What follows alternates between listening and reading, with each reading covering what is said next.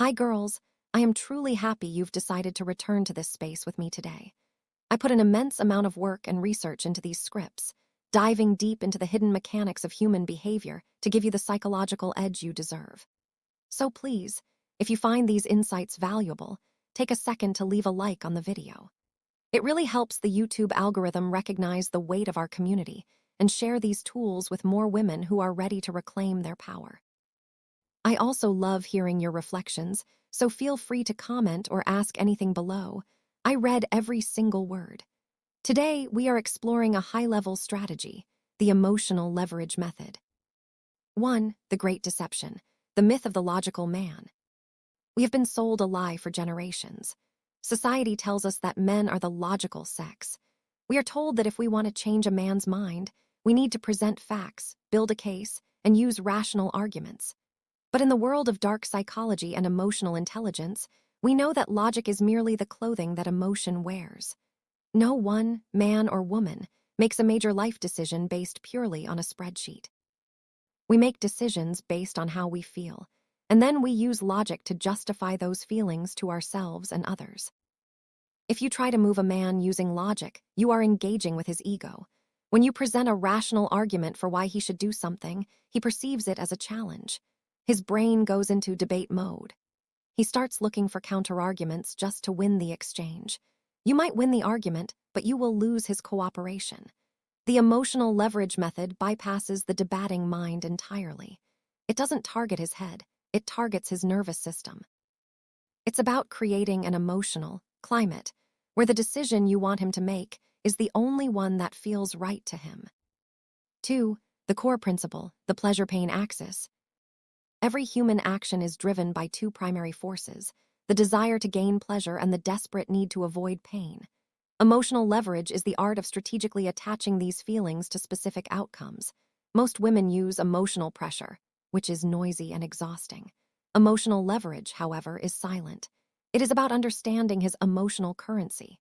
What makes him feel like a king? What makes him feel insignificant? Once you know his currency, you can use it to shape his path.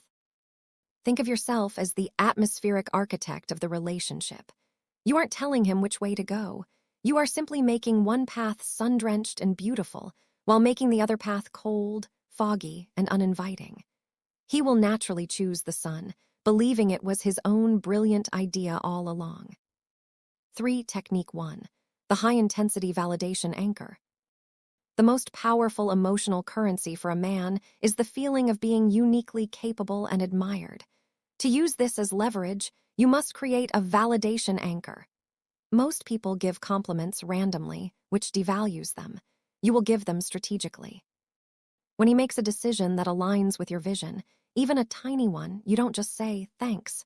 You create an emotional peak.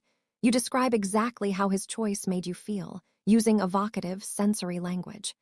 When you handled that situation today, I felt this incredible wave of peace. It's so rare to find someone who just knows how to lead. By doing this, you are anchoring a massive dopamine hit to that specific behavior. His brain begins to crave that feeling again. In the future, when he faces a decision, his subconscious will remind him. Choosing path A led to that incredible feeling of being a hero. Choosing path B led to nothing. He isn't being convinced. He is being conditioned by his own desire for pleasure. 4. Technique 2. The strategic emotional vacuum. What happens when he makes a decision that is selfish or dismissive? This is where most women fail. They nag, they scream, or they explain their hurt. All of these reactions are high-energy responses. To a man, even a negative high-energy response is a form of attention. It's fuel. The emotional leverage method uses the vacuum. When he chooses a path that hurts the dynamic, you don't fight him. You don't give him the satisfaction of a conflict he can win. Instead, you simply withdraw the warmth. You become the polite stranger. You are kind, you are helpful, but the soul of your presence is gone.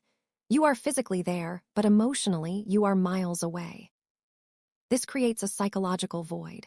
Because he is used to the sun of your validation, the sudden cold is terrifying to his ego. He will instinctively try to fix the temperature. He will start making better decisions, offering more help and seeking your engagement. You don't have to explain why the sun went away. He knows. And because he wants the warmth back, he will adjust his behavior to earn it. The silence of the vacuum is a far more powerful lever than the noise of a lecture. 5. Technique 3. Future packing through empathy. This is a subtle way to shape long-term decisions. Instead of telling him what to do in the future, you plant a feeling there. You use what if scenarios framed through his emotional benefit. For example, if you want him to commit to a big move or a life change, don't talk about the logistics. Talk about the feeling of the destination. I was just imagining us 6 months from now in that new space. I can almost feel how relaxed you'll be, finally away from all that noise. You deserve to feel that level of success every single morning. By framing the decision as a gift to his emotional well-being, you remove his resistance. You aren't asking for a favor. You are inviting him into a more pleasurable version of himself. He will begin to view the decision as a necessity for his own happiness. 6. The ethics of the lever. Building, not breaking. I want to be very clear with you, girls. This method is incredibly powerful because it works in the shadows. It bypasses the logical filters that we usually use to protect ourselves. Therefore, you must use it with a high level of integrity. The goal is not to trick a man into a life he hates. The goal is to remove the unnecessary friction that keeps him from being the best version of himself for you. When you use emotional leverage, you are acting as a leader. A good leader doesn't force people to follow. They make the journey so rewarding that people want to follow. You are building a world where his best decisions are rewarded with your best energy.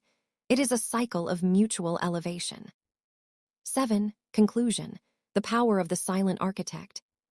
As you move forward, remember that your greatest strength isn't in your voice, but in your energy. You don't need to win arguments to win the war. You just need to master the climate. When you stop trying to convince him with your words and start shaping his reality with your feelings, you become truly untouchable. You are no longer reacting to his decisions. You are the one quietly suggesting them through the atmosphere you create. Thank you for being part of this journey. It is an honor to share these deep psychological truths with such an insightful group of women. If you want to continue mastering the invisible threads of power, make sure to follow me.